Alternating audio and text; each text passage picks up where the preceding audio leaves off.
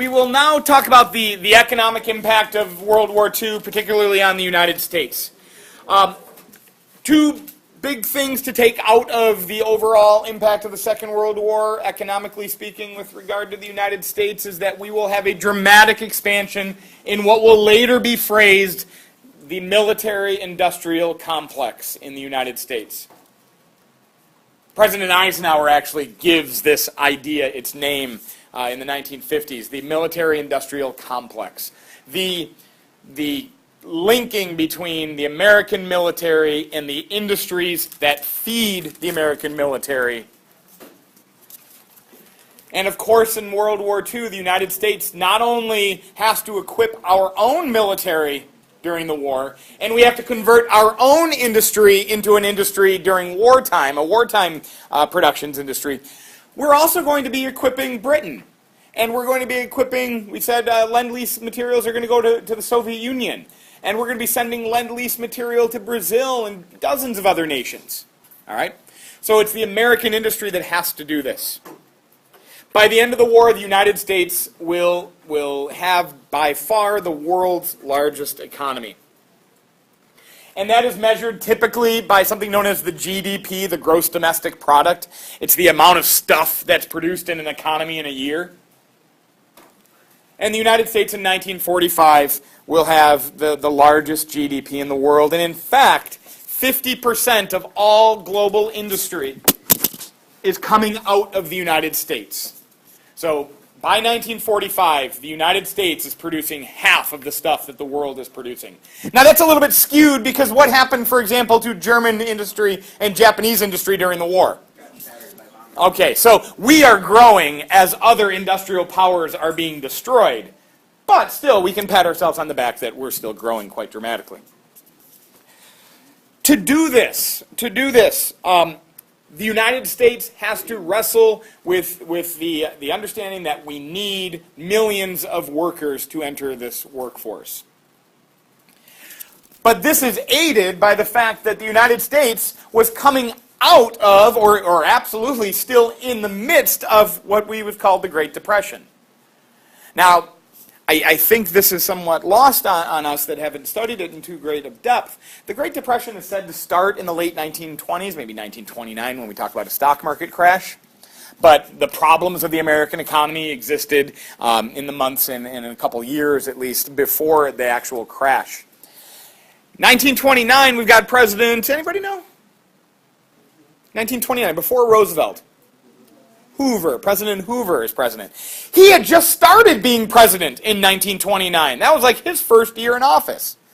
So we've got to go all the way through 29 and 30 and 31 and 32. We have another presidential election. This is where Franklin Roosevelt gets elected. And he wins because many Americans feel that Herbert Hoover didn't do enough to bring the country out of the Depression. So in 1933, when Franklin Roosevelt takes office, his number one priority, beyond any of the foreign policy issues that might be happening, his number one priority is to get the American economy humming again. And he starts by creating a series of government programs that collectively become known as the New Deal. Very good. And he will institute these programs, and some of it is going to bring great change to the American society, certainly bringing great change to the role of the federal government in individual Americans' lives. This is in 1933 that he starts. And in fact, a good chunk of the New Deal gets rolled out in his first 100 days, which is known to historians as the first 100 days for Franklin Roosevelt. So we start rolling out all these new government programs and plans. And here we have, like 1933, we're right here. But in 1934 or 35, what's still happening? This is an unemployment rate. Are we cool with what an unemployment rate is? Yeah. I'm not unemployed. You guys probably aren't unemployed. Unemployed people are people that are like actively a part of the labor force. They're looking for jobs. They are willing and able to work, but they can't find a job. So if your dad has a job, he's not unemployed. He could be underemployed. Maybe he doesn't have the job that he's got qualifications for, or maybe he's not working as many hours as he would like. but he's not unemployed. If your dad decides that he doesn't want to be in the job market anymore and he would like to be a stay-at-home dad, he would leave that he's not looking for a job. He doesn't have a job, but he's not unemployed. You are only unemployed when you are actively looking for a job and you can't find it. All right? In our economy, we tend to think an unemployment rate of around 3, maybe 4% is really good. Like, that's where we want to be. That's where an economy is said to be at full employment. Meaning, you want a little bit of unemployment in your economy at all times, because that kind of shows that there's movement in your economy. It shows that people might be willing to leave their jobs in the hopes of finding something better.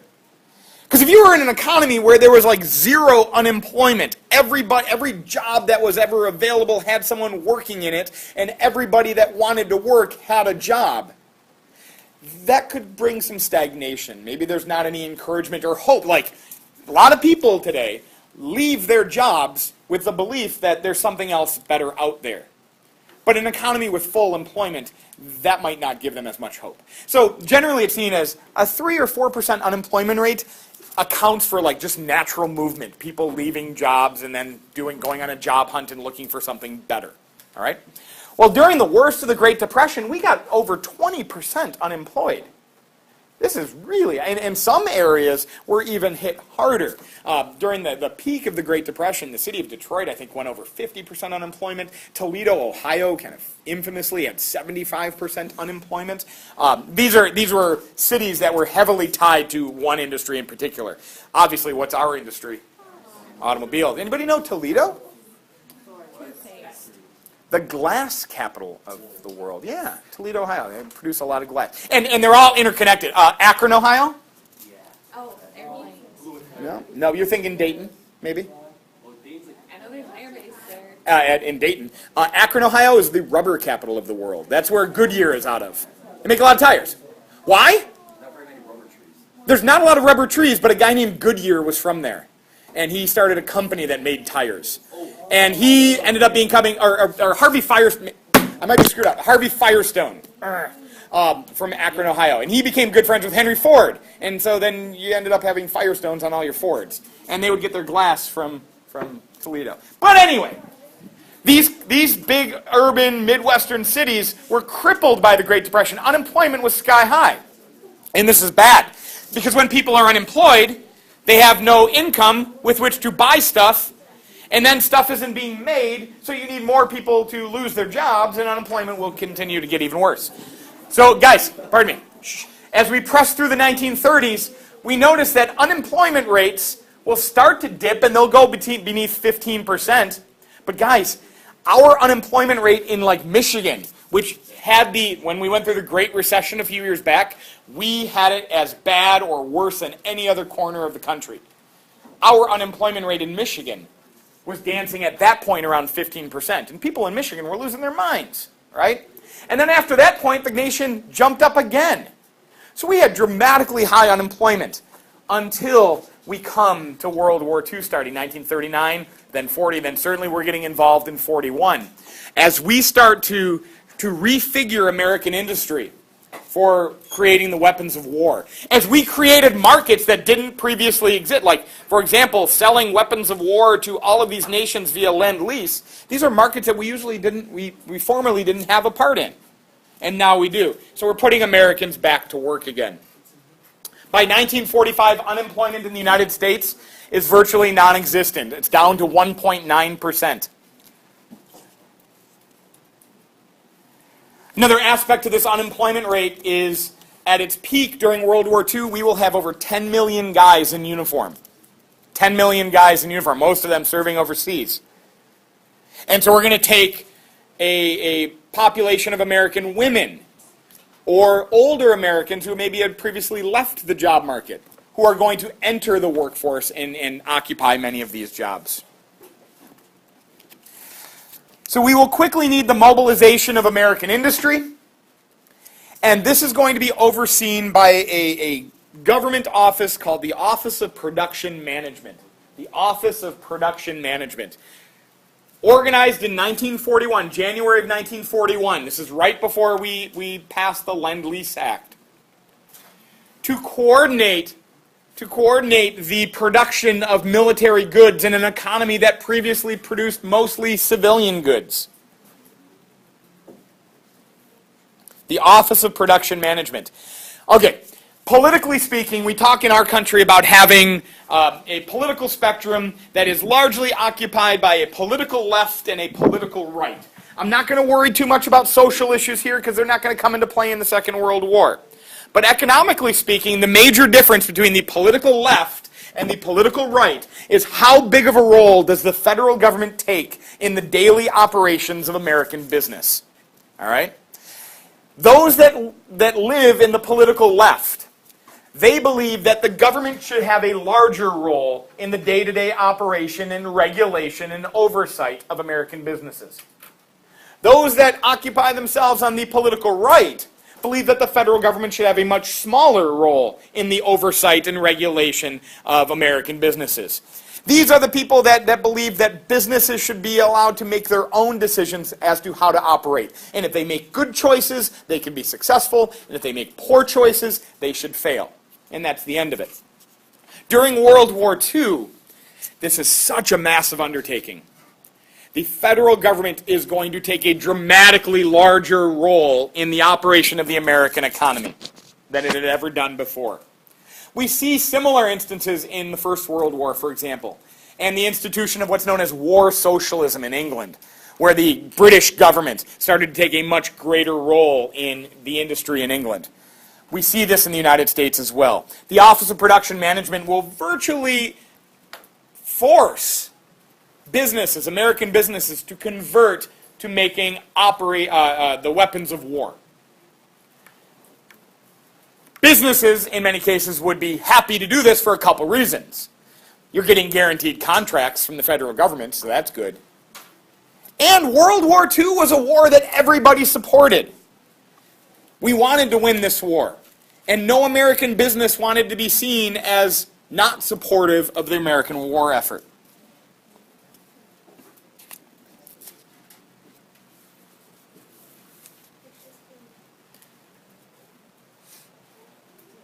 By 1945, not only is American industry producing the weapons of war that we need to fight and win, we are also supplying other nations like England, for example. By 1945, we are giving England 25% of their military resources. We are making them here and shipping them overseas. What's that? This was all a part of Lend-Lease aid, which ultimately will not be paid back. And by 1945, as I've already mentioned, half of the world's manufacturing is coming out of the United States.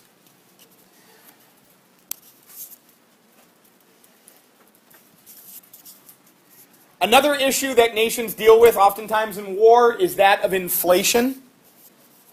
Inflation is a general rise in prices over time. All right? There's a lot of reasons inflation can happen. Anyone know why inflation could happen? What's that? Okay, we talked in after World War I that Germany had to pay these reparations that they couldn't afford. And how did Germany end up paying those reparations? What was their scheme to pay? They printed more dollars. And so inflation can occur when a nation prints more money, prints more paper money, without a commensurate growth in the size of that economy. Or if you have it, like at this time, money that's backed by gold or silver or something like this. If you don't find more gold, but you print more money, what do you do to the value of the money that you print? You devalue it. And inflation can result from a devalued currency. Yes? What happens if the government prints more money but doesn't tell any of the people about it? Oh, we find out. How? Because eventually the money is only worthwhile. The money is only useful if it's like put into circulation and used, right? And once you put it in circulation, once you start buying cars with it, or once you start buying yachts with it, it's in circulation and it is out there, and now there's more money in circulation. But without any mass connection with the people at large, how would the average Joe figure out that hey, there's more money in circulation from poison? Yeah, I think. I mean, okay. So might it be easy for some nefarious employee of the U.S. Mint to open up the printing press and start printing himself dollars and stuff it into his pockets? Sure, he might be able to get away with something like that, although if he got caught, it would be probably quite a lengthy prison sentence. But the scope of like World War II and the dramatic increase of the American production and employment in World War II, that can't be hidden. I don't think that's possible. So anyhow, we have inflation. You can have inflation because you're printing more money. You can have inflation because there are shortages of particular goods. Like, for example, World War II, give me a product that would be in short supply in the United States. Yes? Gasoline. So when gasoline is in short supply, but people still demand it, the price of that gas could go up. Yes? Rubber, very good. It might be hard to come by new tires in World War II. So the prices of these goods could otherwise go up. And as we look at this chart, the red line represents the inflation rate in the United States over the last century. And we see a massive spike in inflation, a 25% increase during what event in what event in the 20th century? World War I. Very good. 25% inflation means if you were used to paying like 10 cents for a gallon of milk, if you were used to paying 10 cents for a gallon of milk, now you have to pay 12.5 cents. 13 cents, we'll round it up. Now you're paying that much more. And to the average individual, this is painful because typically wages don't increase at the same rate as prices. It's really easy for a clerk at a store to raise prices, right? Just puts a new sticker on it. But when do individual workers typically get raises? Yeah. They could demand it, and it. Not that, but just like as the money flows like faster, I feel like an increase in the velocity of money. Okay, that could, but it usually doesn't happen like that organically. Typically, for many employees, like those. Some of you guys have jobs. Eddie, never mind. You still make minimum wage, don't you? Yeah. You've never got. How long have you worked there? 2 years. You've never gotten a raise after 2 because minimum wage followed you up, didn't it?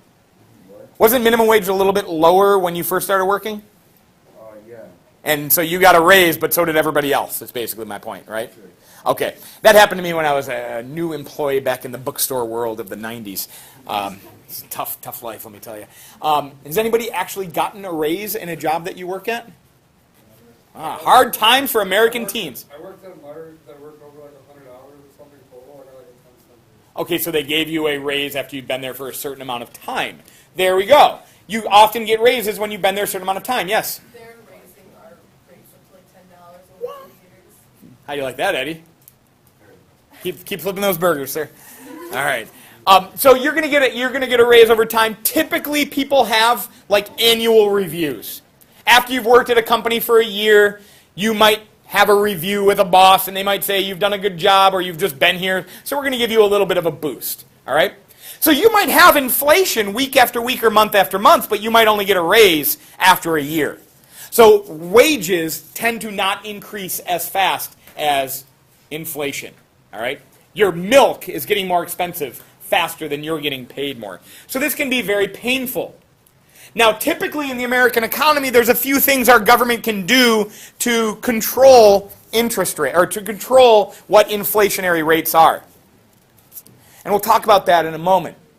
But our federal government started to do some things that most economists find pretty sketchy, pretty problematic in order to control inflation during World War II. The federal government created what was known as the Office of Price Management. And that was the Office of Production Management. And that's why I made it confusing. Office of Price Administration. Pardon me, it's way different. Office of Price Administration. And the job of this office was to administrate prices. The goal of this office was to keep inflation in check. Because we don't want this happening in World War II. And guess what? It doesn't happen as bad in World War II. Inflation is kept largely in check. One way it was kept in check is the Office of Price Administration set price ceilings of certain goods. A price ceiling is much like this ceiling. I am only 5'8" because I was afraid if I were to grow any taller, I might start bumping my head against that ceiling, and that could hurt. So I said 5'8.5" is enough. All right? A price ceiling says prices can go up, but they can only go up so far as this ceiling. And then they can't go anywhere beyond that. Now, this can be very problematic for an economy. Anybody explain why a price ceiling could be dangerous and we tend to avoid them in modern society? Yes? Because if business can only raise prices so far, then the cost for like what it needs to produce, like whatever it's selling, goes up too. Very good. You're not making as much profit, so you don't sell as much. Very good. So if we understand that we can only make stuff with other stuff, and the government will only let me sell the stuff I make for a certain price, well, if the stuff I have to make my stuff with is getting more expensive as well, eventually I might not be able to turn a profit. It might not make any sense. Can anyone think of an historic example that you might have learned about in AP World History where this very thing happened? Ancient Rome. What's that? Rome. Give me an example in ancient Rome. I wasn't thinking that. It was, the one emperor set a price ceiling to like control inflation again. Yeah. And then like everybody stopped working. Okay. I was thinking a little bit more recently, the late 1700s. In France. France set a price ceiling. Bread was getting more and more expensive. So the French government said, we're going to set a price ceiling for bread. And French bakers said, huh? What? This is where I give an insulting French accent, I guess. The French baker said, whoa! In French.